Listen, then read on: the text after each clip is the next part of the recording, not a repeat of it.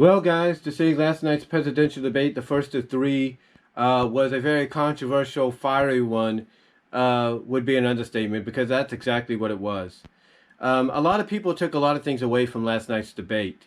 A lot of people would say that Trump steamrolled, embarrassed, basically made Joe Biden look bad throughout the hour and a half, 2 hours of the debate. And some would say the exact same thing for Biden, that he did the same thing to Trump, that he made Trump look bad. He basically, outspoke him. He answered the questions that needed to be answered. He did this right. He did that right. And some will be right in the middle, and some will be basically right in the middle and be like, this is an example visually of what our country's become. Our country's become so divided that these two presidents can't have a very civilized, debate on the topics that are being asked. So, yeah, basically, as I said, to say this debate was controversial and fiery is an understatement. I mean, there were a lot of things people took away from this as well. Some people point out that Wallace of Fox News of all people, who showed favoritism to Trump and support of Trump, even though at times they would call out Trump on his BS and Pence on his BS, and same with Harris and Biden, that, they were surprised Wallace of Fox News showed some favoritism towards Joe Biden. Heck, there are some people right now in the comment section of various Facebook group news outlets that are basically saying, Fox News, you should fire Wallace. He wasn't being impartial. He wasn't being unbiased. He was showing favoritism to Biden. You need to fire him. Send him to CNN. Get him out of there. And, people could be right about that, because it did seem to visually show that Wallace was more favored, or showed more favoritism towards Biden. However, some could argue that the reason maybe Wallace started to do that is because Trump, being himself, would not stop interrupting. He would not wait his turn to answer a question about, whatever topic they were talking about. He would always constantly interrupt. He would not keep quiet. So basically, maybe that's why, as some people would counterpoint, that basically why Wallace seemed to show favoritism to Biden, because Trump got him so, frustrated that maybe he had no other choice. Whatever the case may be, whoever they get to moderate Pence and Harris this Tuesday, hopefully that person does a better job than Wallace and basically says, okay, Pence, you want to interrupt? Harris, is it okay? Pence, you got something to say? Go ahead. And that's all you have to do. If you feel...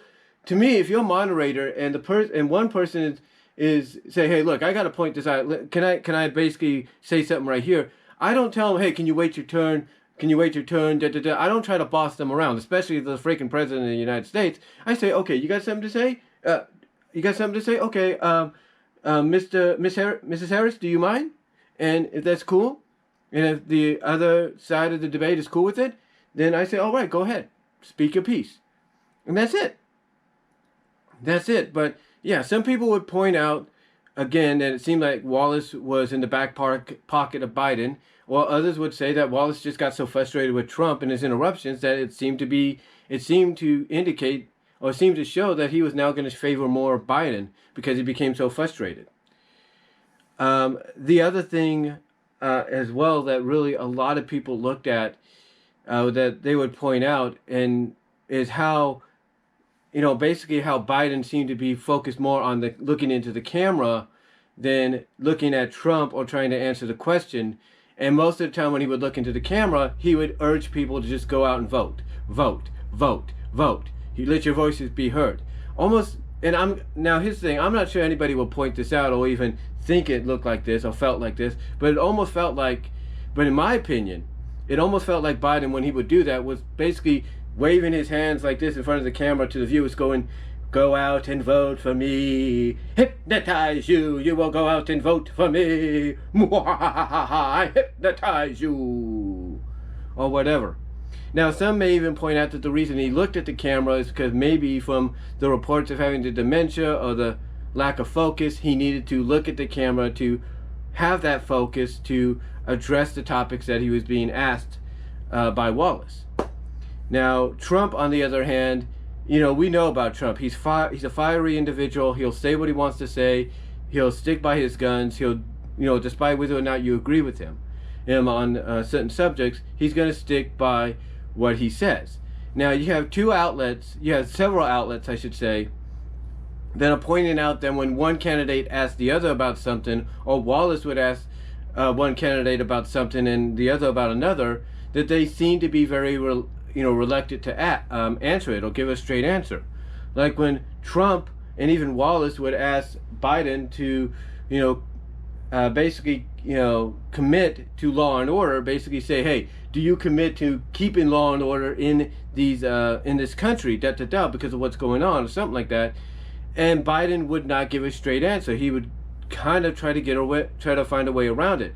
He would say, oh, I'll commit to the law and whatever, but he would try to skate around it. Some pointed out that Trump did the same thing when Wallace and Biden would challenge him to, condemn the white supremacists and stuff like that. And some outlets would say he tried to wave around that, while others said he didn't. Point is, when you really look at this debate, like I mentioned at the beginning, a lot of people look at it from kind of like in the middle. Instead of from a supportive standpoint, like one group supporting Biden, one group supporting Trump, those that look at it in the middle look at it as a visual example, as I mentioned earlier, of how divided this country is. I mean, heck, this is the kind of debate that you would look at and say, you know what? As a voter, I want to vote for Trump, or I want to vote for Biden, but if this is the kind of leadership we're going to get, I'd rather vote for those two other candidates on the outside that represent the American independent and liberals. And in case you did forget, we do have two other presidential candidates out there. And right now, the way things are going, people would probably, in their own minds, my opinion, in their own minds, after seeing what happened last night, as a visual example of how divided the country is, they'd rather vote for those people to take office than have Trump or Biden come in. Now, like I said, Pence and Harris have a debate coming up on Tuesday, and Pence seems to be more the kind of person that will be calm and collective in the debate and allow Harris to speak her point. And whether or not you like who Harris is and what she stands for, she seems to be the same way. Like, she'll be the kind that will be more respectful and be like, okay, I've said my piece, Biden, how would you counter that? Let me hear what you have to say. So hopefully, Pence and Harris can have a debate, more civilized one in the eyes of a lot of people this Tuesday. They will probably try to persuade the American voters to go one way or the other. Because last night, in my personal opinion, it basically seemed to not sway a majority of the people. I mean, those that support Biden and Trump and want one or the other in office, that's good and everything that, Trump swayed more people to vote for him and Biden did his thing. And according to what Trump and others have said, some Biden supporters have now been swayed over to his side, and some Trump supporters, maybe not as much as some people are reporting, but he swayed over to his side. That's great and everything, but when you really get down to it, that middle group outnumbers, in my opinion, outnumbers the supporting groups, I should say, of Trump and Biden. It outnumbers them in a big way. And to me, that middle group, if you're going to persuade them or you're going to sway them to one side or the other, then the vice presidential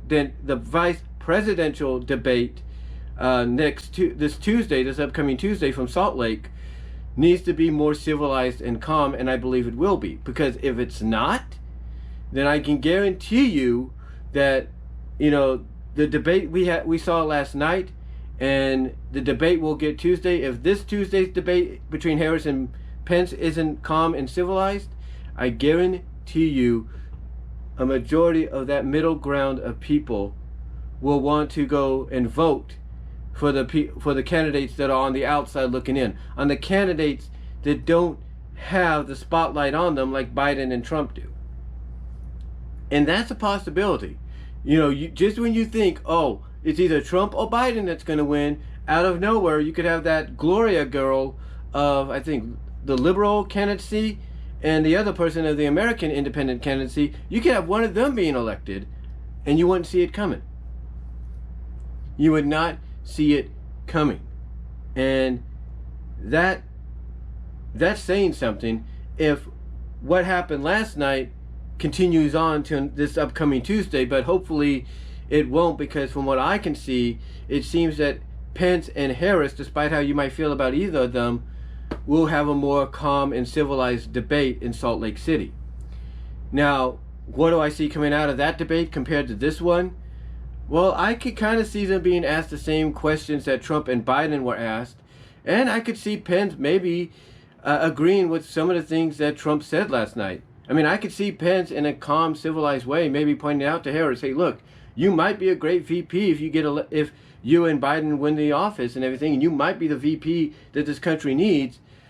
But, you know, let me point out something that Trump said last week, President Trump said in debate last week, and that is the Democrats having Biden and you wrapped around their finger.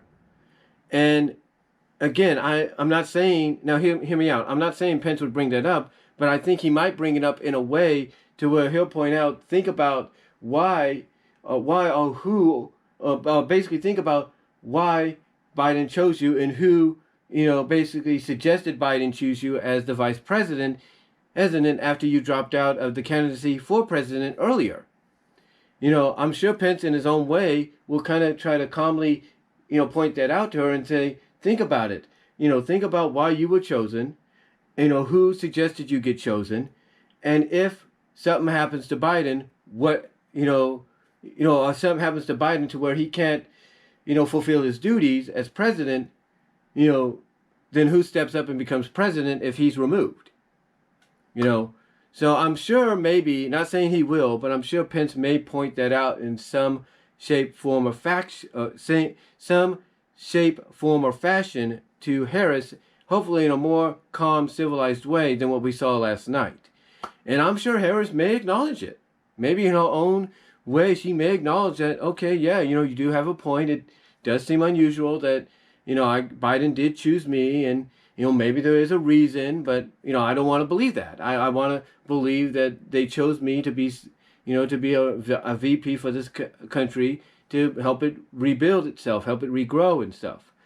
You know, so I wouldn't put it past maybe Harris to probably acknowledge that there is something unusual to why Biden chose her to be the VP, and maybe who probably suggested to Biden to do so.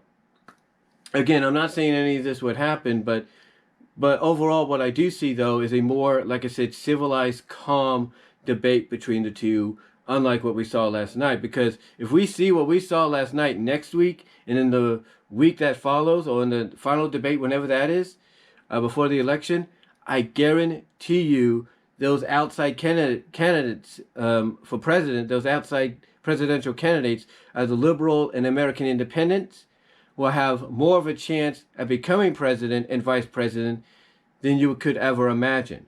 So hopefully Pence and Harris can calm the storm, and give us a more civilized and respectable debate than what we saw last night. Because, you know, honestly, there are a lot of people that do agree that whether they like Trump or they don't, you know, they do agree that it did seem at times that Trump outshined Biden. Now, some will debate that and say Biden outshined Trump, and that's fine. But again, you also have that middle ground, those people in the middle that are like, you know what, if this keeps up, you know, with the next week debate with the vice president and then the final debate between all candidates, then I'm probably going to sway my vote over to the American independent and liberal candidates instead. And that could happen. Again, just because the spotlight's on Biden and Trump right now, and Harris and Biden, it does not mean that they're going to win. Because if what we saw last night continues on somewhat next week, hopefully it won't, it seems like those two candidates will be more civilized and respectful to each other. But, you know, if it was to continue into next week, or even continue into the next presidency or the next debate, the final debate, if you will, then a lot of people, like I say, that middle ground of people that outnumber the supporters of Biden and Trump, you know, they could be persuaded to go vote for the American independent or liberal candidates over the Democratic and Republican candidates, because they basically feel that, you know, maybe the candidates on the outside looking in would be better choices. So I don't know. But yeah, in my opinion, in closing, last night's debate was a very controversial, argumentable, fiery one. And I hope and pray that the one between Pence and Harris next week, this upcoming Tuesday, is more calmer, respectful when it takes place. And I believe it will be, because I think both are the kind of people that, despite the differences in certain manners, will be more respectful and civilized to each other, and allow the other to talk, and maybe, answer certain questions that may perhaps, were asked this previous week or last night during the debate. Especially, like I said, let's say Pence brings up, what Trump said about Biden being manipulated and all that. Perhaps Pence will bring it up in a more civilized way, and perhaps Harris could acknowledge it, maybe, but maybe even put it, like I said, maybe Harris could acknowledge it, but also probably say, I don't want to believe, and knowing her, she might want to say, yeah, maybe that's true, but maybe part of that is true, but I don't want to believe that, because it doesn't make, the Democratic Party look good if they're that desperate. So, again, that's just my opinion. I'm not saying it will happen, but who knows? Or will be brought up, who knows? But anyway, though, guys, I just wanted to come on here, give you my thoughts overall on the debate. I thought, again, I thought it was one of the more controversial, argumentable, fiery debates I've ever seen, or anybody's probably ever seen. And now we just got to look at the vice presidential one that happens this Tuesday. And hopefully, if Trump and Biden want to have more people, swayed over to the sides to elect them or to vote for them, hopefully Pence and Harris can do a better, more respectable, calm job in doing that in Salt Lake City. So let me know what you guys all think down below, what your thoughts were on the debate last night, and what do you hope to see come out of the vice presidential one? And do you think, honestly, that if we get what we got last night, maybe basically, let me know, and basically give me your thoughts, I should say, on if you think that perhaps that what we got last night, if we get that either this Tuesday or even in the last debate, do you think perhaps after what we saw last night, and maybe see again in the final debate, if not next week, but mostly the final debate, do you think it does open the door for the outside candidates of American Independent and Liberals to probably have a better chance at the candidacy?